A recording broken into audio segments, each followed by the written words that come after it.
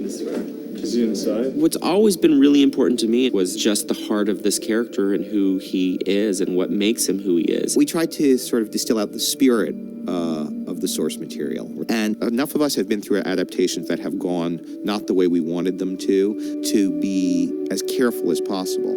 I was not familiar with the comic book at all until I started doing my research to put my presentation together. So I started reading some of the graphic novels, and it was there that I really sort of learned who Constantine was and what the heart of his character was.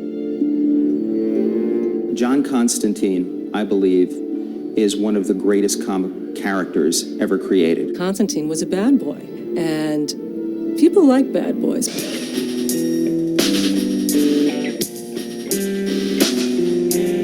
Constantine was created by Alan Moore, whom many people consider to be the greatest writer in the comic book field. The creation of Constantine was one of those kind of fluke things, as I think many great creations wind up being. He started as a real cameo appearance in Swamp Thing 37. The story was called Growth Patterns, and it's featured in the Curse graphic novel. Constantine had a real appeal when we first introduced him in the book, but it wasn't an overwhelming, thousands of letters a day, give this guy his own series. We on our own recognized that there was something special about him, and we launched his own book. The first issue of Hellblazer came out in 1987. When I took over writing John Constantine and developed him, I suppose my main concern was to do the character's potential justice. What Jamie Delano did with the series when he first started writing the monthly book was to really create a past for him, give him a family. Jamie really played into the political atmosphere of the Thatcher-Reagan era of the 80s. It was basically a parody of the rampant capitalism that was stepping on the gas, and it was a lot of fun to write, and great characterising BMW driving yuppies as corrupt, greedy demons from hell, and allowing Constantine to sort of beat them at their own game by manipulating the hellish stock markets.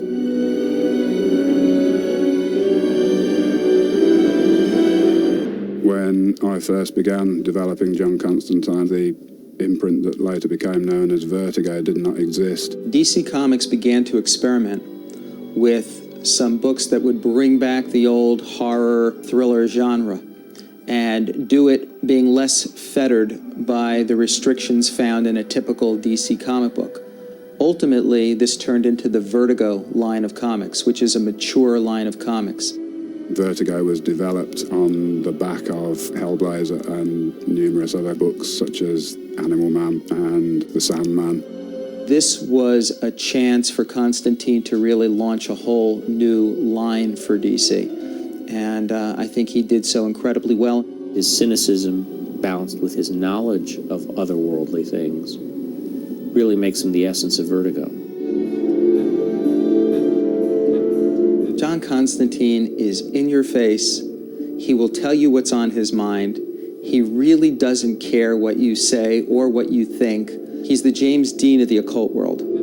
He was about the most reluctant hero I'd ever come across.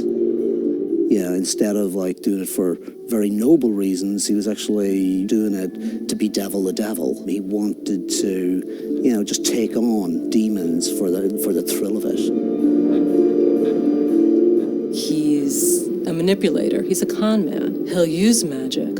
He'll call up an old friend who dabbles in the dark arts. But he's more about manipulating people than using magic. And I think that's the key of what keeps his character so fresh, is that it's a head game all the time. He's a smartass. In many ways, I think he's a lot of what his readers would like to be. I wish I had his ability to slip through the cracks of whatever the problems are, deal with the weird stuff in life, and do it all with a smirk.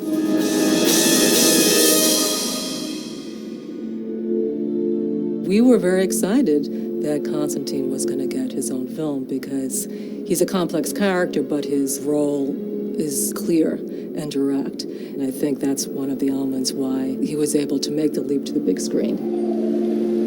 Hellblazer was something I'd always wanted to do something with.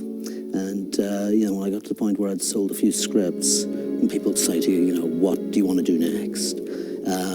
It was, you know, the top of my list. Actually, the project came to me as a comic. Kevin Broadbent brought it to me.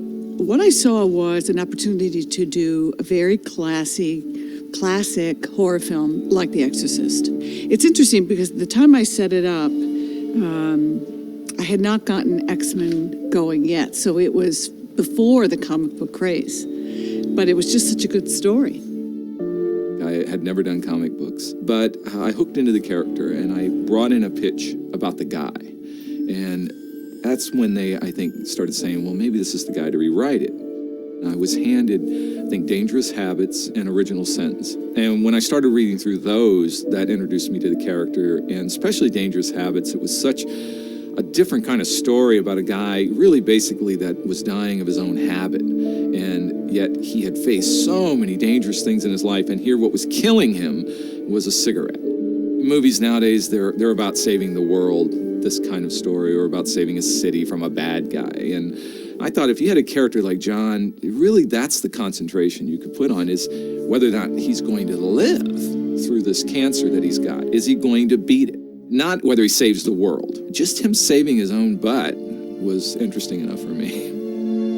A friend of mine who was an executive at Warner Brothers sent me a copy of the script to rewrite. And I read it, and I thought it was amazing, and that I really didn't want to rewrite it because I thought the voice was really very good. It's hard to do minimalist noir. I'm not even sure it's a genre. But this had this very take it for granted tone. I love the fact that the movie never bothered to try to explain itself. Since Constantine takes the world for granted, so does the film. There's elements from several of the comic book stories. That was one of the hardest things, was to figure out what to take from the comics in terms of like plot, and then what to, you know, disregard because it wouldn't work in a film. There's elements from the very start with Chaz the taxi driver, Papa Midnight, and Ellie.